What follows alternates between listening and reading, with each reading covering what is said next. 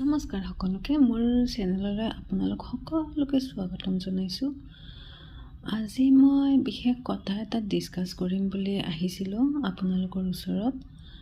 মানে মোৰ pregnancy conceive হোৱা জাৰ্নিটো আপোনালোকৰ লগত শ্বেয়াৰ কৰিব বিচাৰিছোঁ।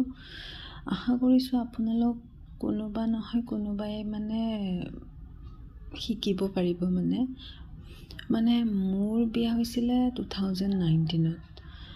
আমি 2 বছৰমান প্লেন কৰা নাছিলোঁ। বিয়াৰ 2 বছৰমান পিছত যেতিয়া প্লেন কৰিলোঁ তেতিয়া কনচিভ নহয়। তেনেকৈ 1 yearমান আমি নিজে ট্ৰাই কৰিলোঁ।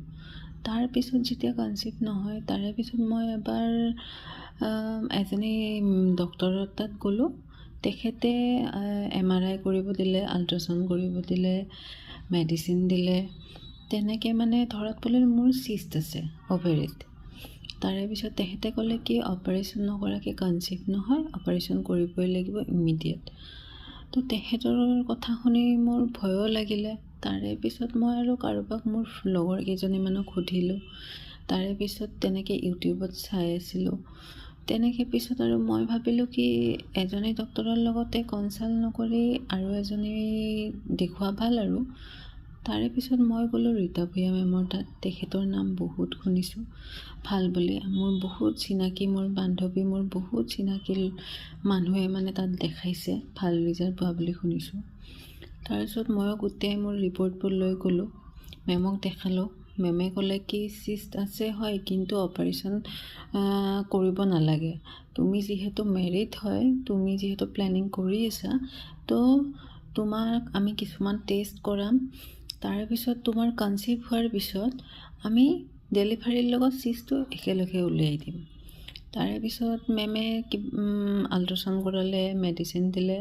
তাৰে পিছত আপোনাৰ এটা HSG টেষ্ট বুলি টেষ্ট এটা কৰাব দিছে। সেইটো পিৰিয়ডছৰ 6-7 ডেইজমানত কৰায় আৰু অভুলেশ্যন পিৰিয়ড ষ্টাৰ্ট নহওঁতে কৰায়। কাৰণ অভুলেশ্যন পিৰিয়ড ষ্টাৰ্ট হ'লে এগ ৰিলিজ হয়। সেইখিনি টাইমত যদি টেষ্টটো কৰায় এগবোৰ ডেমেজ হোৱাৰ চান্স থাকে। চ' পিৰিয়ডছৰ 6-7 ডেইজমানত কৰায় আৰু। কিন্তু সেই টেষ্টটো বহুত পেইনফুল আছিলে, ভাবিব নোৱাৰা। সেই টেষ্টটো মই মোৰ কোনো তেনেকুৱা চিনাকি মানুহে এইটো টেষ্টটো কৰোৱা নাই। মই ইউটিউবত চাৰ্চ কৰি গৈছিলোঁ কেনেকুৱা টেষ্টটো। মই ডক্টৰৰ ৰিভিউ চাইছোঁ, ডক্টৰবোৰেতো কৈছে ইমান পেইনফুল নহয়। কিন্তু মইতো ৰিয়েল এক্সপিৰিয়েঞ্চ এইবোৰ চোৱা নাছিলোঁ। মই গ'লোঁ, তাত গৈ মই বহুত